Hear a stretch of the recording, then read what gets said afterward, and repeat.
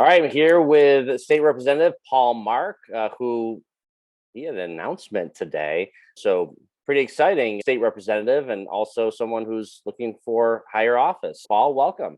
Welcome. Thanks for having me. It's good to see you. It's been a long time. It has been. Although, I have to say, you've been one of the content contributors to my Win Your First Damn Election podcast. So thank you. I remember that. Yeah. That was right when COVID was starting too, right? That was right in the teeth of it. I had my extra project there, so I had a little time to do it, and you helped me out with that. Speaking of running for office, well, you're ready for another step here. So you're running for state senate. Yeah, I'm going to be running to replace Adam Hinds, to succeed Adam Hinds in the state senate, and it's going to be a district that looks like, after redistricting, it's going to be 57 communities in Berkshire, Franklin, Hampshire, and Hampden counties. So it's going to be a district that's bigger than the state of Rhode Island. It's going to be a district that is hours across in every direction, hitting all four of the western counties, and I think it's going to be an amazing experience, even just the campaign and getting out there and getting back into things. And boy, after the year and a half I think everyone had last year, as I've been starting to reconnect with people and have the chance to sit down, and it's been almost all outdoors at up to this point, but it's been so amazing to talk to people that you haven't seen for a long time. And I got to say, unlike many of the people I meet with, you look great.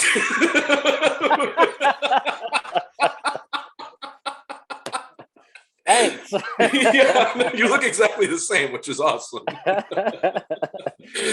no, it's been a great chance to kind of get back into things and talk to people in a one-on-one format in person. I mean, we've been doing so much Zoom and so much telephone and that kind of thing, and especially from out in the hill towns. It's been extremely difficult for me with the lack of cell phone service and the very limited internet, especially last year. It's starting to change a bit as we sit here today in 2021.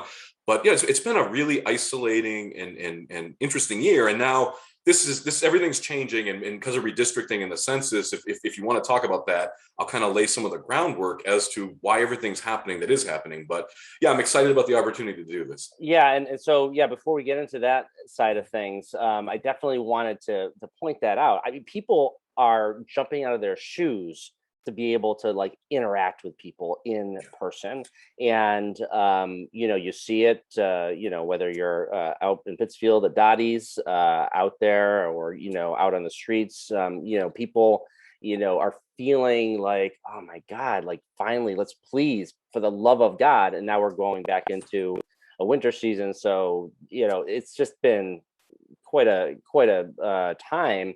And then, the mandates are kicking in. I mean, you're a union guy. I know there's a lot of people who are out of work now because of the mandates and such. I don't know if they'll be eligible for unemployment, but and then there's a lot of people who simply are not going back to work. There's a lot of issues out there. Yeah, there's a lot going on. And even in the State House, the Senate voted, I think as of this week, they're going to have a vaccine requirement for the senators and for the Senate staff. And we did the same thing over in the House. And the idea for us is it's going to be around November 1st, maybe November 15th. If you're a House member and you don't prove your vaccination, you're going to have to continue participating remotely. And we've had the chance to work remotely by conference call, and a lot of hearings and such by video, by Zoom, by Google Meet, whatever they do. And it's been, a very different experience. But yeah, as you start getting back into this world of meeting with people, I remember the first person I met with in this capacity to kind of talk about redistricting and the upcoming possibilities of campaign. I remember at first you're doing one of these, and then you moved up to the fist bump, and now it's it's mostly shaking hands, and it's getting more comfortable. But you're right, and it's a smart thing to remember. We feel a little comfortable right now because we've been able to be outdoors, but when it starts getting colder, even now as now I'm starting to get a bit more comfortable, there's still people that I think are in the more cautious phase, and you have to be respectful of it. But yeah, you're right in that there's both still a problem, a lag where it comes to employment and getting people to come back to work and be able to find childcare that allows people to get back to work and that kind of thing. But then there's also this great potential that as we sit here right now, and with stimulus money, with potential infrastructure money, with a lot of money coming out of government out of Washington and in Boston, there's a lot of potential to help rebuild and reopen in a better way that makes more sense, and to try to steer a lot of those resources into projects that maybe people had kind of forgotten about or had just figured, that's never going to happen, and really take advantage of this opportunity. And then as we move forward, I mean, I think one of the elements of like why people aren't going back to work is some people realize, well, I like being home more. I like spending time with my family more. And I like being able to cook once in a while. And especially with barriers like childcare and transportation, what's the rush to get back to something that I don't think really rewarded me in the way I deserved? And hopefully people are taking advantage maybe of like some educational opportunities too, and workforce training opportunities. But yeah, kind of coalescing all of that and getting things in the right direction and moving forward in a better direction. I mean, how many people realized when this hit last year that they were on the edge and they had no idea? Yeah. And I think hopefully people are also realizing that those family budget issues, and I hope that the legislature and I hope that the governor recognize that these issues that, those who I think are working class progressive types, I don't know if that's even, what I'm saying? Like, because the word progressive, I was just talking about this the other day. What does that even mean? I mean, it has this label but like the working class, and I look at you as one of those guys that has talked about student debt, has fought for that as an issue, wages, supporting unions, all these things for a long time, especially in Pittsfield, where we have this mentality, because it was portrayed this way, the union took GE out of business and that's why they left. No, that's not why. And so, because this is what we're told, but the union and workers being together and fighting for better wages and better conditions, that's what leads to a higher quality of life, just to some extent. So like, I think we're starting to see more of a critical mass of people saying, wait a minute, we got to do better. Wages have stayed stagnant. Costs are skyrocketing. Inflation is hitting us. This is not good, man. We got to fight this. No, I think you're 100% right. And I think it ties into this recognition that a lot of people that thought they were in a higher economic class or a higher economic condition maybe than some wage workers and some other folks out there that are working hard every day but just aren't able to get ahead. I think some other people realize, maybe I wasn't in as good of a position as I thought I was. And we all kind of go through life assuming everything's going to happen exactly the way we want. Like we try to make a plan and we hope that the plan is going to be followed. And I think COVID was a really big indicator that you have to plan for the unexpected too. And there's only so much as an individual that you can do. And so when you talk about like collective action and working together and organizing together, it's like that's part of the social safety net. That's part of the basic promise that we want from government, is that when I hit a hard time through no fault of my own, there should be basic services there to make sure that we can keep going, that as a community and as a society we can keep going, and that my family is not going to go without food, we're not going to go without housing, we're not going to be out on the streets. And I mean, for once in a generation, I think some of the things that happened in government were actually amazing and were well responded to in light of the nature and the seriousness of the crisis. And it was really amazing to be kind of at the forefront of that, and also have it kind of confirm some things that, you and I and a lot of people in the community have been saying for a very long time. Like I even saw I think this week, the Nobel Prize went to some economists that said, paying workers more actually doesn't hurt business. It actually helps business, and it helps them spend more. The workers that get this money spend more right in the community, and it has a multiplier effect. And you and I have talked about this so many times on your show. It's like, wow. A lot of people knew. Yeah, exactly. Oh my, and again, it's this narrative that gets driven from the corporate structure, from the powers that be, because it benefits them.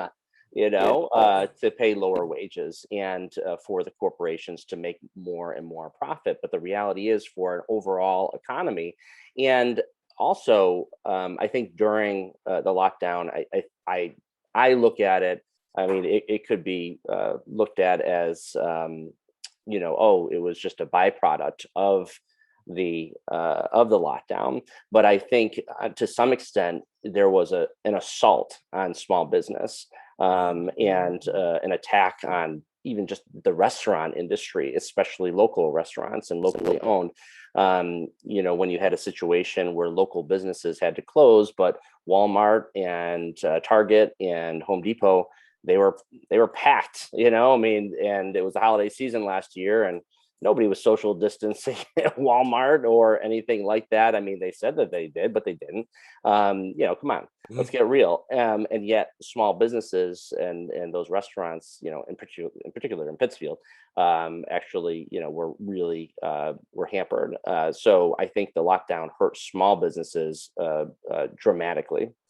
Yeah, and one of the biggest things we dealt with in the last year on the constituent front was helping people, individuals and business owners and people involved in a lot of small businesses, getting them unemployment and assistance that they never thought they would need and actually weren't eligible for in February of 2020. Like there was no such thing as your business just shut down. Well, you haven't paid into unemployment, so there's nothing for you. And I actually was one of the lead sponsors of a bill that I filed in March on March 27th, so just 2 weeks into this thing, that helped allow the state to accept what the federal government ultimately did, which was to allow money to flow to these businesses, even though they had never paid. And they ended up calling it like PPP and PUA, and it had all these terms, and there was a lot of loans and grants available. And ultimately, a lot of that came in the form of loans was even forgiven, which I think was a really good thing. But it's like, again, yeah, just because you own a business doesn't mean you're still not working class, doesn't mean you're still not a member of this same society that you're trying to struggle, you're trying to get a better place for your family. And hopefully you're also in a business, and I think this is more so true at a local business than at a place like Walmart. You want the workers where you are to actually have a chance, to buy your products, to buy products in the community, in the neighborhood. And I mean, in the end, isn't that what we're all trying to do, really? Is try to make this place a better place to live and a place where people want to come. And I mean, I know we're going to talk about the census and the numbers we saw over the last 10 years. While we're going to have, I think, the best solution possible under the math that exists for our voice in Boston, at the same time, if we don't do something, if we don't have some kind of significant growth in the next 10 to 20 years, it's going to get harder and harder for our voice to be heard in Boston or Washington and to get the resources that we need. I mean, a 57 community district, the best senator in the world, you could go to every town once a week and you still can't get to them all in 1 year. So, I mean, it makes government further and further out of reach. And that's something we can't afford to allow to keep happening. We have to pull together and make a difference. Yeah. And, looking at that, okay, so we have a situation, and when I think about the territory coverage, I can't imagine someone who, and this is just me saying it, anyone who would be more prepared to cover a massive district than someone who has already had a massive district. And that's Walmart, because it's not like you're going from a couple towns or a few towns, or even like the third Berkshire district. I don't know what it's going to be called now, but that's just Pittsfield. You've always had this huge swath. Now this second Berkshire district is sort of going away, right? I from what I'm understanding. And then, of course, Adam Hinds is running for lieutenant governor. The seat is opening up, so it kind of makes a lot of sense for you. Yeah, the longer medium length story is we did a lot of work with the census. Obviously, I chaired redistricting in the previous session and was charged with making sure the census had a good turnout. I worked very closely with Secretary Galvin. I worked with all the local delegation. I worked with mayors all over the state. Actually, we did over 40 events around the state. We did multiple events county and in Western Massachusetts. And I think the results were great. We ended up as a state pushing over 7 million people, which we didn't expect. And then when COVID hit, we really didn't think we'd get the full count out. And our numbers, even in Berkshire County, we expected like a 4% decline. We ended up with a 2% decline, which is a significantly better number. And I think represents as full of a count as you're going to get under the circumstances. But yeah, in the end, so we have 129,000 people thereabouts in Berkshire County. And so under the new population for the state, a rep district at its minimum will be 41,740. And so you divide that into 129,000, and we don't have the population for representatives anymore. And if we go back 10 years, and you know this well, we joke about this all the time, we kind of lost my district 10 years ago. It became at least half into Franklin County and took on the city of Greenfield. And so I've been able to, work really hard and partner with people in Greenfield and hold this as a hybrid seat where, as a Berkshire guy, I'm as much a Berkshire rep as any of the other members, but I also spend a lot of time over in Franklin County and in Greenfield, making sure that they have their voice heard. And so now here we come to this place where the communities that were in my district in the Berkshires are going to be absorbed into the other 3 representative districts. And we're going to have 3 reps that are entirely in Berkshire County and exclusively in Berkshire County. So they're not going to be a hybrid like me or like Smitty had a lot of towns in Hamden and Hampshire County. They're going to only have a Berkshire focus. And with Tricia, she's finally going to get that piece of 1B. She's going to have the whole city the coveted in 1B. But because I can't give up 1B, that's why I have to run for the Senate. I have some friends in 1B that are they're the saddest people in the world that were.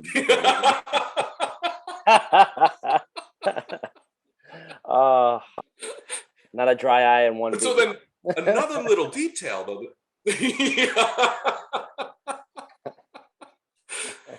So like a funny little side note of how this redistricting thing is going is when the committee changed, they took it away from me as one of the chairs and they gave it to the reps in Boston, which, surprise. And all of a sudden, when they got wind that Adam Hinds was leaving, there was this possibility on the drawing board, they're going to get rid of the Senate district too. So like there was a moment where we were looking at Northern Berkshire goes in with the Northampton Senate District, and Southern Berkshire goes in with the Westfield Senate District. And that just wasn't acceptable. Like not only are we going to lose a rep, you're going to take away our senator as well, and potentially, and Senator Comerford and Senator Vilas are both great senators, but it's not fair to them, and it's not fair to either region to have no focus on the region where you deserve. So we all stood together, we all worked behind the scenes and in public to really make sure that this district didn't go away. And so part of what's compelling me to run and make this is the right time. 6 years ago wasn't the right time, but this is the right moment for me to try this, is making sure that we didn't lose that district. And that's part of the work I was charged with doing as the chair of redistricting and as the person in charge of making sure the legislature was really involved in getting the census turned out. Our voice, this is our voice. And we've done this every 10 years with the census since 1790. And the purpose, and it was novel at the time, the purpose was to make sure that the voice of the people, and obviously the people that are actually counted, has significantly changed, as it should over the past 200 years, but to make sure that the people are the ones that are heard, and that these districts aren't about the incumbent or anyone else. It's about the people and the communities that are being represented. And so I'm really thankful and grateful to say that in this redistricting process, your legislators and your community did everything possible to fight and make sure that our voice was not diluted in any way that wasn't justified. And I think the product that's going to come out is going to show that. Now, a problem for me is that in my House district, they're trying to split the city of Greenfield, which isn't fair either, which is why, as we sit here talking, I'll have made an announcement, but I can't make that announcement until that public comment period is ending on Monday, because I'm trying to make sure that a city that's voted for me for 10 years doesn't lose its representation either, which is so important. Yeah. So congratulations, Paul Mark, on this run. I think that having a contiguous Berkshire district that includes all of the Berkshires, I think that it is important, because once it's not about, because then you say, oh, well, there's 2 senators representing Berkshire County, but not really. What it is, it's 2 senators that have a little slice of Berkshire County that are not the largest parts of the district. Therefore, the voice is completely diluted. So just so people are clear on why it's important to have that one senator representing all of Berkshire County. So looking at this, going back, I mean, I think this would be your first real campaign. I mean, it's always a real campaign, just to be clear. But since you first started, so looking at this, what are your plans for a campaign? With such a large district, or knocking on every single door is not exactly the way you can do things. You don't have enough time to even do that. But what's your approach? Yeah, we're going to run a serious campaign no matter what the field looks like in all 57 of the communities. And that means, Monroe that has 120 people in the city of Pittsfield at 43,000, whatever it is. And so, yeah, it changes where it's such a big area. The town of Southwick, which is now 10,000 people, it becomes like the fourth biggest town in the entire district and touches right against Agawam. So like, what am I going to do? Are we going to do bike canvassing again and that kind of thing? Probably. But, we're going to have a different focus. And I think things have modernized so much too. There's going to be a lot more social media. There's going to be a lot more website presence. There's going to be a lot more internet and media presence than I've run in the past.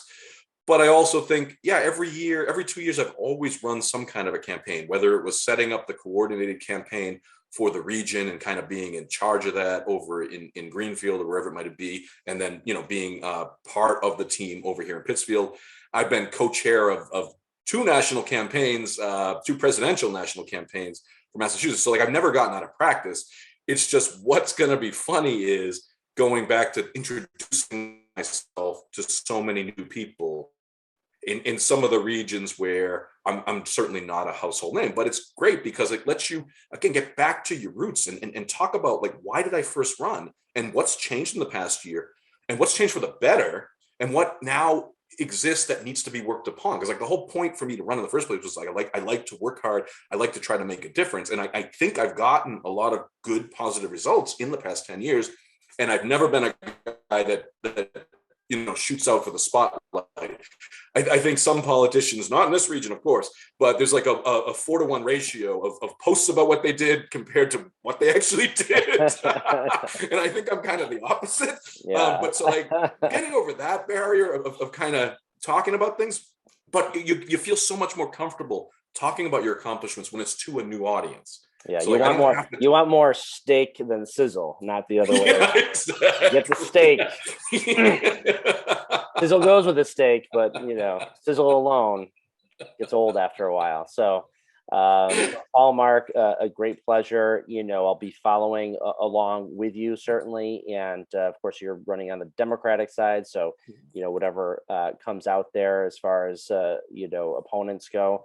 Or who knows, or not. But I can't imagine an open seat won't be contested in some way. But as some have said in the past, maybe it was Ted Kennedy, I don't know, who said, it doesn't matter. I'm going to run the same way, no matter who's out there and whether I'm unopposed, because that's what elections are all about.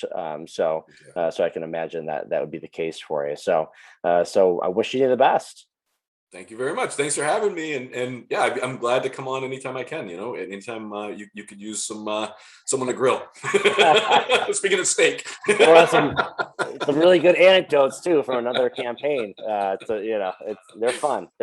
So talk to you soon. All right. Thanks so much.